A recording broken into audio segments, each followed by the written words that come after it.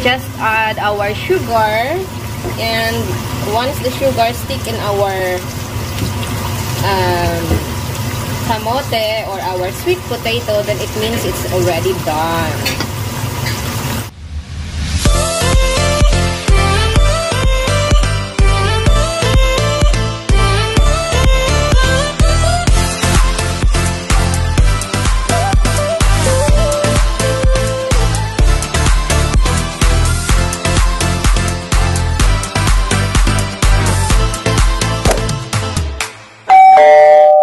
Hello everyone, this is Amazing Grace and welcome back again to my channel. Today,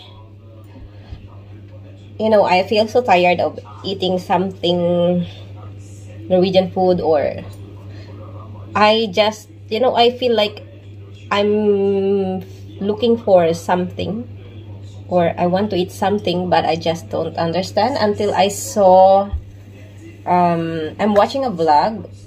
Filipino who's living in Guinea, Africa.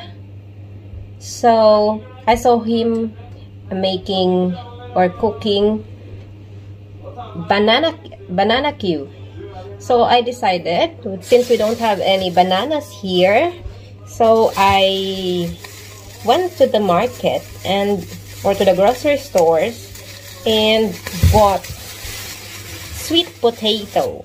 So today I am going to cook camote cue, because sweet potato is camote, and since it's not going to be the banana cue, so I am going to make camote cue.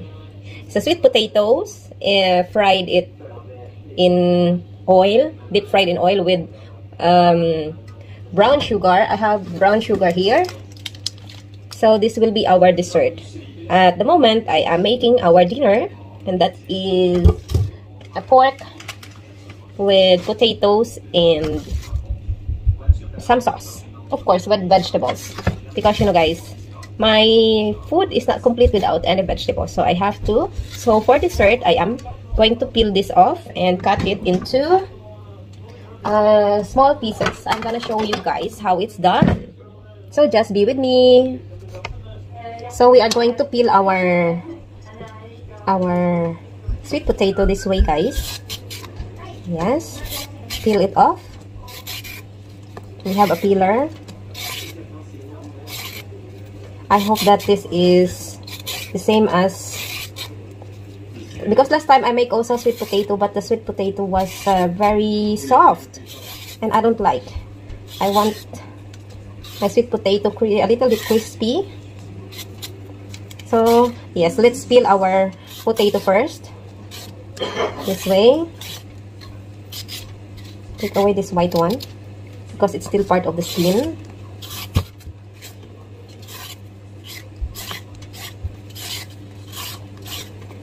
Luckily, I have a very sharp peeler. I have 3 peeler anyway, so it depends what will be the best and the fastest peeler ever.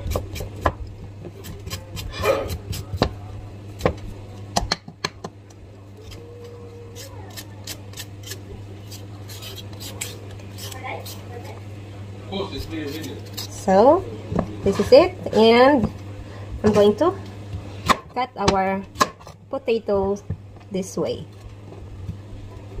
One, because we're going to put it in a skewer later, guys, or it depends what they want.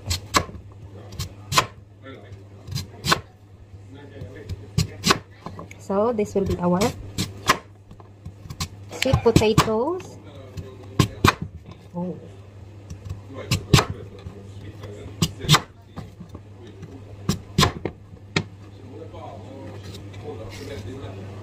And yeah, so we're going to wash it and let it strain the water, let it dry, and then later we're going to fry this one.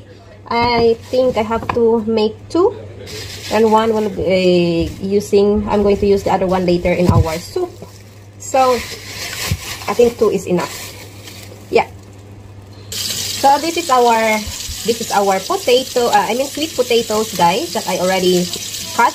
And it's now ready to fry. So, once I'm done with our dinner, I'm going to make this. I will just have to warm I will have a pan, put a lot of oil, deep fry this one, and then add sugar. So, just be with me and I'm gonna learn another Filipino dessert. It's very simple that we normally also sell, or, you know, Filipino people are wise, so they just know how to earn money by just simple cooking, by just making this kind of food. So, yes, this is it. I'm going to show you. So, let's start. Guys, I'm now making my frying pan warm. I use the oldest frying pan because, you know, guys, I'm going to use to caramelize the sugar, and I don't want to destroy my non-stick pan. So this is, I'm going to use old but still okay fat. And let's add some oil, a lot of oil, like this. I think I am going to use the all of this oil here in my bottle. Now our oil is very warm, so I have to test it 100%. Now I on also our ventilator, so I have to test it, guys, if it's already 100% warm. Here you go. Oh yes, it is. So we have to add more. So yan, guys, I'm adding the sweet potato in our oil. It is already warm, but don't add too much, so it still can move. And guys, I have to turn it around like this. I hope that it's not soft as before. Last time, guys, masyado siyang hindi siya crispy. So I hope this one I make it right. And I'm going to add sugar later. Just add our sugar, and once the sugar stick in our camote or our sweet potato, then it means it's already done. Ayan, guys, wait na lang natin na mag-caramelize yung ating sugar. So, meron ako dito malaki sa gilid. That is for the second batch. That's the reason I'm not touching it. But under here, it's a lot already. I have to try this other one. Ayan, caramelize na siya, guys. Mamaya, didikit na yan sa ating sweet potato. So, eto yun. Ayan na, guys. Luto na yung first batch natin. Hahanguin ko na siya at ilalagay sa ating parchment paper para hindi po ako mahirapan sa paghuhugas mamaya. So, it's easier for me to wash. So, I'm gonna put it in a parchment paper instead of strainer. At least, itatapo na lang natin mamaya yung we can show the parchment paper later without, we don't need to wash. So, it's easier for me to wash because this is caramelized sugar. Yan, daming dumikit dito sa isa. I have to put it away like that. And we're going to add our second batch. There you go. So once the sugar becomes caramelized, it means that our sweet potato is also ready. Yan. And let's add our second batch. There you go.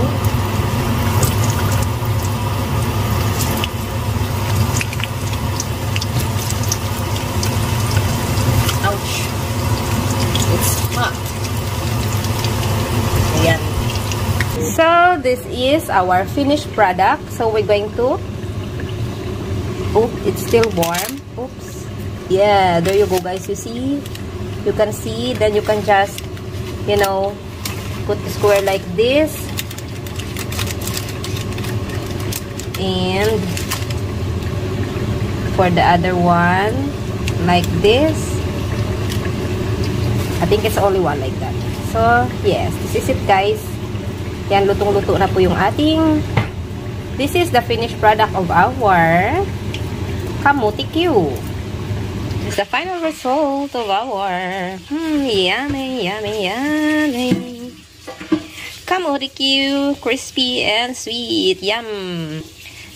Again, guys, thank you for watching. I hope that you learned something new. Bye!